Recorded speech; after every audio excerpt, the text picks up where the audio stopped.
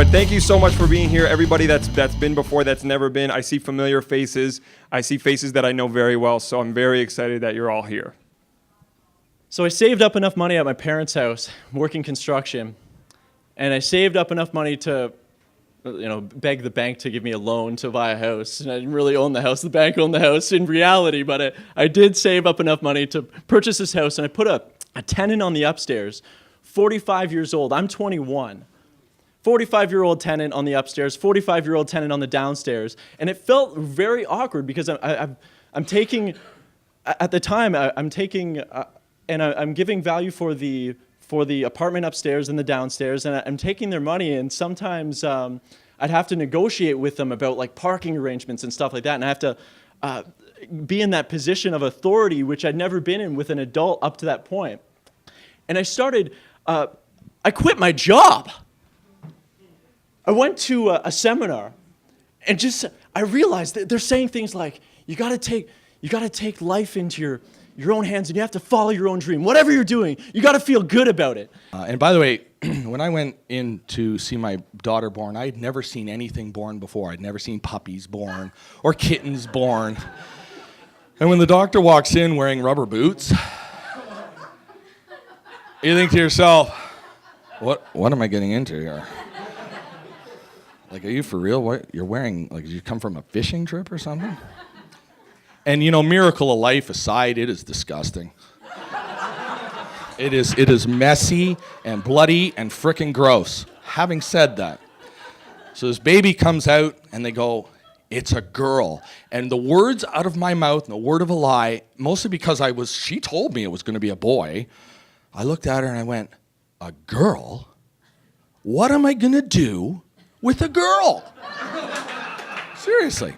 So they must have thought, this guy's a real modern guy, right? And I thought back to when Moira, my wife, and I decided to go sailing back about 20 years ago. We decided to sell everything and go to the Caribbean, buy a boat. Good idea? What do you think? Yes. Yeah.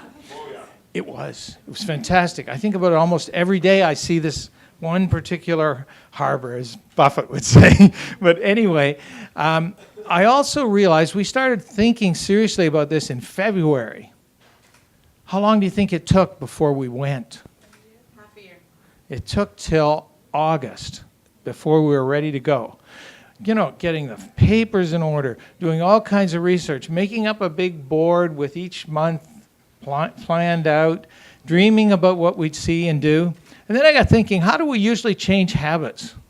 It's New Year's, right? So we say, I'm going to lose weight.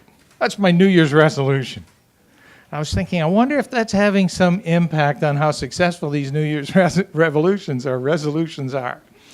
And it began to occur to me that you've got this track laid down over your whole life of neural pathways, if you like, a certain way you do things. Does that make sense? And then you decide, I'm going to change it this week.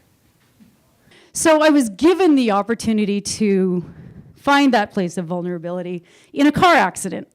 And I was driving up into the Ottawa Valley, which is stunningly beautiful, except when you have a rainstorm that makes this look like it was just, junior kindergarten rainstorm.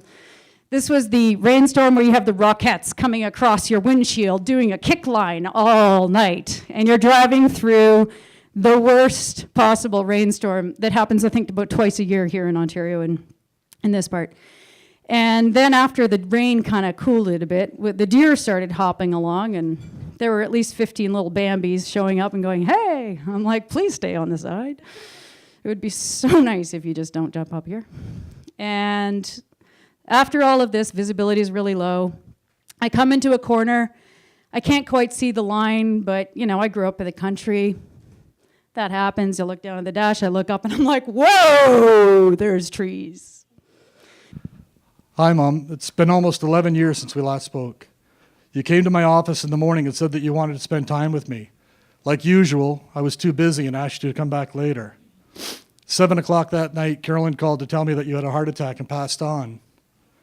I'm sorry, Mom, I didn't take time for you that day. I know that you were doing your best to put our family back together. With all that happened with Dad, our family wasn't very close. Even with what he did to us, you still asked us to forgive him.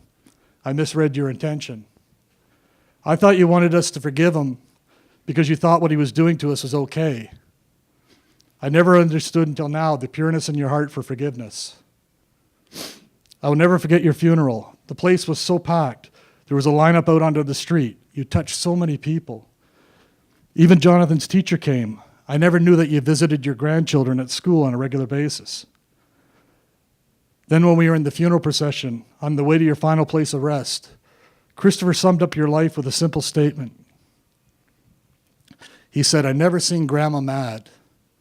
Now that's a powerful way to be remembered. So after that, I was in sort of a quandary. I didn't want to be in real estate, but I always in my heart had a desire, for some reason, to be helping people. Psychology always intrigued me, but it was a psychology of Freud, and I couldn't understand him. But I started moving in that direction, and eventually got into psychology. My biggest fear was writing and reading, because psychology, you read a lot. In psychology, you write a lot. My first paper, I took it to a friend of mine who was an immaculate writer. He could write with his eyes closed and get A's. So I gave him my first paper, say, read it, critique it. He gave it back to me and said, "There's nothing wrong, it's a great paper." That's all I needed. I needed one person. He validated me. Teacher after teacher validated my writing skills. So I thought, okay, I got the one part of the problem solved. Now the reading. But I learned how to find the information. I looked for information. I didn't look at the whole picture. What did I need from this book or article? That's all I picked out of it. All right. Thank you so much. It's been so great having you guys here. This is it. This is our show. This is our event. I really, really, really hope you enjoyed yourselves. I had a great time. July 8th is our next one.